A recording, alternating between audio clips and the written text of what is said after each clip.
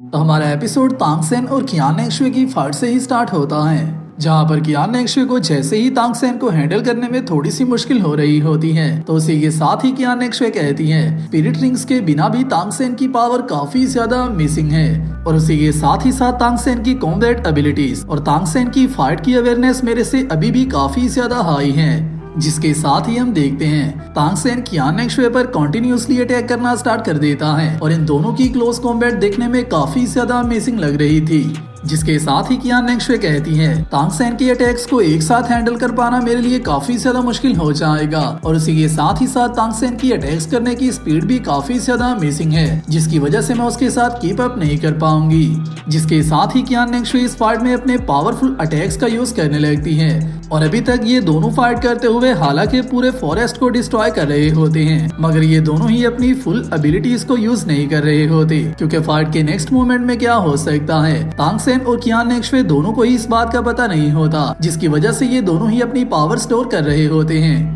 जिसके साथ ही जैसे ही इनकी फाइट कंटिन्यूअसली चल रही होती है तो उसी के साथ ही दोबारा से कियान नेक्शवे कहती है अभी के लिए मुझे समझ आ रही है कि तांगसेन कितना ज्यादा पावरफुल हो चुका है और किस लेवल पर जा चुका है। शायद यही वजह है कि बेबी दोंगचो के पहले ही लेवल 99 पर पहुंच चुकी थी, तांगसेन उसे हराने में भी कामयाब हो चुका था। जिसके साथ ही कियान नेक्शवे जैसे ही तांगसेन के एक अटैक के अंदर फंसती है तो उसी के साथ ही अपनी सेकंड स्वॉर्ड को बाहर निकाल लेती है, जिसकी वजह से तांगसेन का ये अटैक भी कियान नेक्शवे को सप्रेस नहीं कर पाता और तांगसेन को फॉल बैक करना पड़ता है। मगर उसी के साथ ही कियान नेक्शवे जैसे ही तांगसेन पर दोबारा से अटैक करती है तो कियान नेक्शवे के अटैक्स काफी ज्यादा शार्प हो चुके होते हैं और ये बहुत ही इजीली किसी भी चीज को स्लाइस कर रहे होते हैं। जिसके साथ ही तांगसेन फॉल बैक करते हुए कहता है मेरी अगर अभी की करंट स्टेट को देखा जाए तो कियान नेक्शवे को बीट करना मेरे लिए काफी ज्यादा मुश्किल हो सकता है, जिसकी वजह से मुझे यहाँ पर मौजूद एरिया का सहारा लेना होगा। जिसके साथ ही हम देखते हैं तांगसेन यहाँ पर मौजूद डिफरेंट ऑब्जेक्ट्स को कियान नेक्शवे पर थ्रो करने लगता है ताकि तांगसेन कियान नेक्शवे के कंसंट्रेशन को तोड़ पाए और जैसे ही तांगसेन को अच्छा और पावरफुल अटैक करने का चांस मिले तो तांगसेन वो अटैक कर कियान नेक्शवे को सप्रेस कर ले।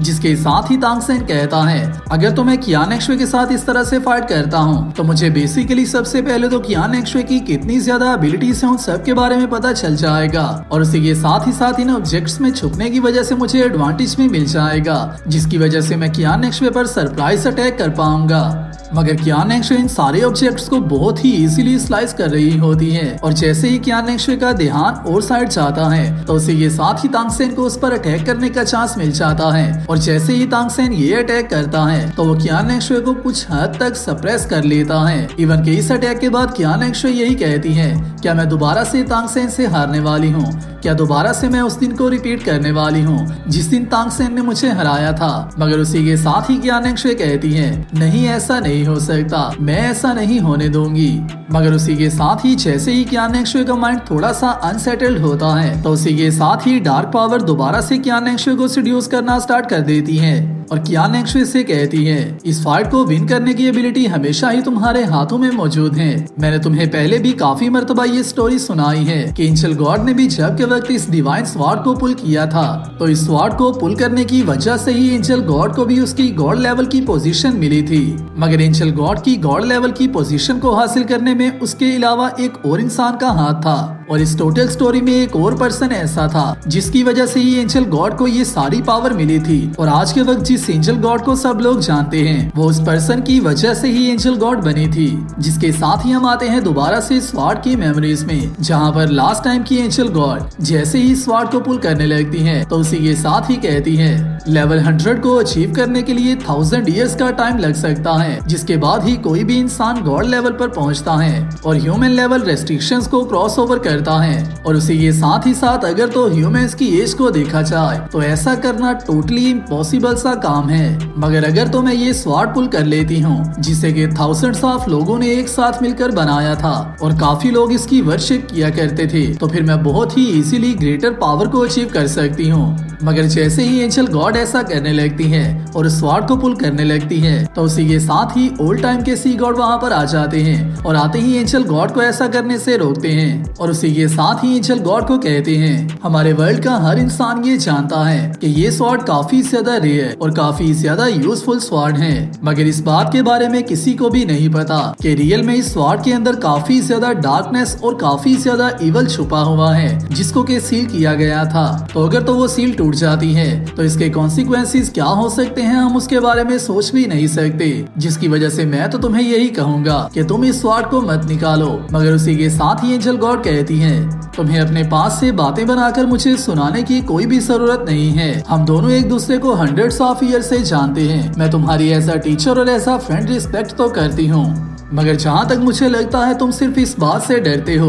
कि मैं तुम्हारे से पहले कहीं गॉड रियलम में एंटर ना कर दूं और तुम मेरे से पीछे ना रह जाओ, जिसकी वजह से ही तुम ऐसा कर रहे हो। जिसके साथ ही एंजल गॉड सी गॉड पर अटैक करने लगती हैं। मगर उसी के साथ ही सी गॉड उसे दोबारा से बताते हैं, तुम सिर्फ पावर के ख्वाब के अंदर आकर काफी ज्यादा भटक चुकी हो और गॉड बनने के लिए तुम्हें और किसी बात की भी समझ नहीं आ रही। तुम्हें ऐसा ही लगता है कि तुम्हारे ड्रीम को पूरा होने के लिए रोकने के लिए अगर कोई भी तुम्हें कुछ भी कहेगा तो वो तुम्हारा एनिमी है। मगर मैं तुम्हें इस तरह की कोई भी मिस्टेक नहीं करने दे सकता जिसकी वजह से तुम्हारी अपनी जान ही खतरे में चली जाए। और अपनी जान के साथ साथ अगर तो तुम इस स्वॉर्ड की सील को तोड़ देती हो तो इस बात की भी कोई गारंटी नहीं है कि इस वर्ल्ड के लोगों का क्या होगा, यहाँ पर कैसा डिजास्टर आएगा। जिसके साथ ही एंजल गॉड कहती है, मगर तुमने भी तो सी क्रीचर्स के दरमियान मौजूद वॉर को ज्वाइन किया था, तो क्या वो जस्टिस था? जो पैथ मैंने चूज कर लिया है उस पैथ पर चलने से मुझे कोई भी नहीं रोक सकता। और जबकि तुम्हें मेरी इंटेंशंस के बारे में ही नहीं पता कि मैं क्या चाहती हूँ, तो फिर तुम मुझे कुछ भी कहने के काबिल नहीं हो। अगर तो बात रही इस दुनिया में मौजूद लोगों पर डिजास्टर आने की, तो मेरी स्वॉर्ड को पुल किए बिना भी काफी ज्यादा लोग पहले ही डिजास्टर में जी रहे हैं और हमने अपनी आंखों से ये सब देखा है। और अगर तो मैं गॉड बन चाहती हूँ तो डेफिनेटली मेरे गॉड बनने की वजह से इस वर्ल्ड को काफी ज्यादा फायदा होगा। और इसी के साथ ही एंजल गॉड इस स्वॉर्ड को पुल करना स्टार्ट कर देती है और जैसे ही वो ऐसा करने में कामयाब होती है तो उसी के साथ ही हम यहाँ पर मौजूद एक स्टैचू को एक्टिवेट होता देखते हैं, जो कि जबकि ब्लैक कलर को शो कर रहा है तो डेफिनेटली ये डार्कनेस और इवल की पावर ही होती है। मगर जैसे ही एंजल गॉड ऐसा कर लेती है तो उसी के साथ ही सी गॉड को कुछ भी कहने से रोक देती है और सी गॉड से कहती है, तुम्हें मेरे साथ और कोई भी बात करने की जरूरत नहीं है। आज के दिन हम दोनों की फ्रेंडशिप यहीं पर खत्म हो रही है और अगर अभी के बाद हम दोनों कहीं भी मिलते हैं तो मैं तुम्हारे साथ फाइट करती हूँ या फिर तुम्हें किल कर देती हूँ, तो उसके बारे में मुझे तुम ब्लेम मत करना। जिसका मतलब ये है कि एंजल गॉड ने यहाँ पर अपने कंपटीशन को एनिमी और डेथ फाइट में कन्वर्ट कर लिया होता है और सी गॉड को ऐसे एनिमी ओपोनेंट एक्नॉलेज कर लिया होता है। और यहाँ पर सी गॉड की इंटेंशन सिर्फ, और ये बात सच है, सी गॉड की इंटेंशन सिर्फ ऐसी थी कि वो एंजल गॉड को डार्क पावर के कंट्रोल के अंदर आने से रोकना चाहते थे। मगर एंजल गॉड किस पैथ पर चल पड़ती है ये काफी ज्यादा अनरियलिस्टिक था, क्योंकि एंजल गॉड ने खुद ही अभी ही एक्सेप्ट किया होता है कि वो सी गॉड की रिस्पेक्ट एज अ टीचर भी करती है। जिसका मतलब ये है कि सी गॉड के पास उससे काफी ज्यादा एक्सपीरियंस मौजूद था, जिसकी वजह से ही शायद से अगर तो एंजल गॉड सी गॉड से पहले भी गॉड रियलम में एंटर हुई थी, मगर फिर भी सी गॉड सारे फर्स्ट क्लास गॉड्स में भी इनविजिबल हैं, जो सब बातें ही सी गॉड के एक्सपीरियंस से आती हैं। तो जैसे ही हम लोग आते हैं वापस कियान नेक्शवे के सीन पर, तो उसी के साथ ही डार्कनेस कियान नेक्शवे से कहती है, एंजल गॉड ने भी अपने पैथ को चूज करने के लिए मेरा सहारा लिया था, जिसकी वजह से ही वो भी गॉड लेवल को अचीव कर पाई थी। मगर तुम तो मुझे हमेशा ही अवॉइड करती आई हो। मुझे अवॉइड करने के बाद तुम गॉड लेवल को अचीव कर सकती हो। तुम्हें परेशान होने की जरूरत नहीं है। मैं हमेशा ही तुम्हारा साथ दूंगी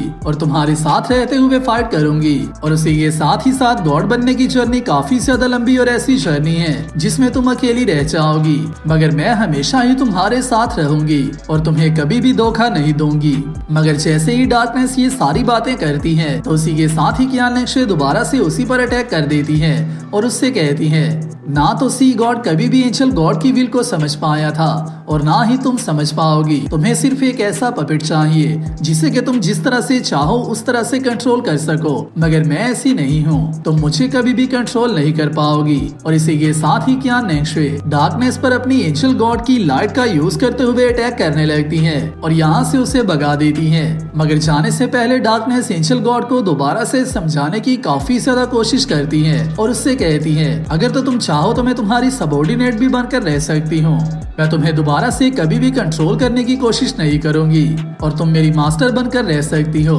मगर कियान नेक्शुई उसकी कोई भी बात नहीं सुनती और उससे कहती है मैं तुम्हारे ऊपर भी ट्रस्ट नहीं कर सकती। और इसी के साथ ही कियान नेक्शुई अपने इवल वर्जन को टोटली डिस्ट्रॉय कर देती है और उसी के साथ ही कहती है इस वर्ल्ड में मौजूद हर चीज इवन के मैं अपने आप को भी सिर्फ खुद ही मास्टर कर सकती हूँ। मेरे अलावा ना तो मुझे कोई और समझ सकता है और ना ही मुझे कोई कंट्रोल कर सकता है। जिसके साथ ही हम आते हैं अभी के कियान नेक्शुई के और तांग सेन के सीन पर, जहाँ पर कियान नेक्शुई और तांग सेन की फाइट कंटिन्यूअसली चल रही थी। मगर जैसे ही कियान नेक्शुई अपने इवल वर्जन को ओवरकम करती है तो उसी के साथ ही उसके अटैक्स और भी ज्यादा शार्प हो जाते हैं और कियान नेक्शुई की स्पीड भी काफी ज्यादा टाइम्स इंक्रीज हो जाती है। जिसके साथ ही तांग सेन भी कहता है इसकी स्पीड और स्ट्रेंथ काफी ज्यादा इंक्रीज हो चुकी है और उसी के साथ ही साथ अभी के लिए इसकी एनर्जी में मुझे कोई भी फ्लक्चुएशंस नजर नहीं आ रही। क्या इसका हार्ट चेंज हो चुका है? और यहाँ पर हम लोग स्टिल ये देख सकते हैं तांग सेन हालांकि कियान नेक्शुई के साथ फाइट कर रहा होता है मगर तांग सेन की सोल पावर अभी तक स्टिल अनस्टेबल होती है।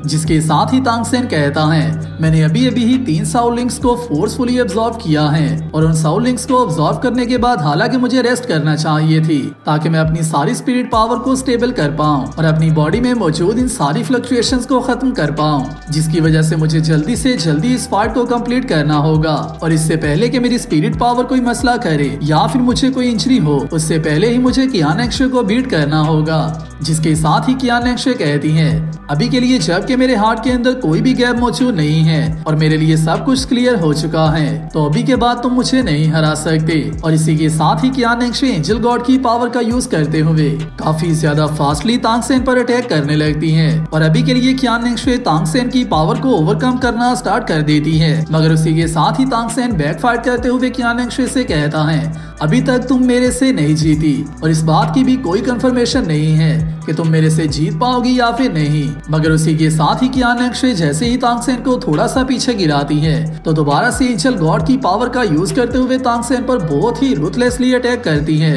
और जैसे ही तांग सेन इस अटैक को होल्ड कर रहा होता है तो तांग सेन की सोल पावर दोबारा से अनस्टेबल हो जाती है। जिसके साथ ही तांग सेन कहता है मेरी बॉडी में मौजूद सारी सोल पावर काफी ज्यादा चौटिक लेवल पर पहुंच चुकी है और अभी के लिए मेरे पास और थोड़ा सा टाइम भी मौजूद नहीं है और इन स्पिरिट पावर की फ्लक्चुएशंस की वजह से तांग सेन की बॉडी भी अनकंट्रोलेबल हो जाती है। जिसके साथ ही कियान नेक्शुई जैसे ही एक और अटैक करती है तो तांग सेन के हाथ से उसका वेपन छूट जाता है और जैसा कि हम सबको पता था इस फाइट में जिसके हाथ से वेपन पहले छूटेगा वो इस फाइट को हार जाएगा और तांग सेन इस फाइट को हार जाता है। जिसके साथ ही पार्ट 1 यहाँ पर कंप्लीट होता है। वीडियो आपको कैसी लगी है मुझे नीचे कमेंट्स में बताना और नेक्स्ट आने वाली वीडियो के लिए चैनल को सब्सक्राइब लाजमी कर लेना। मैं मिलता हूँ आप सबसे नेक्स्ट वीडियो में, तब तक अपना और अपने प्यारों का ख्याल रखियो।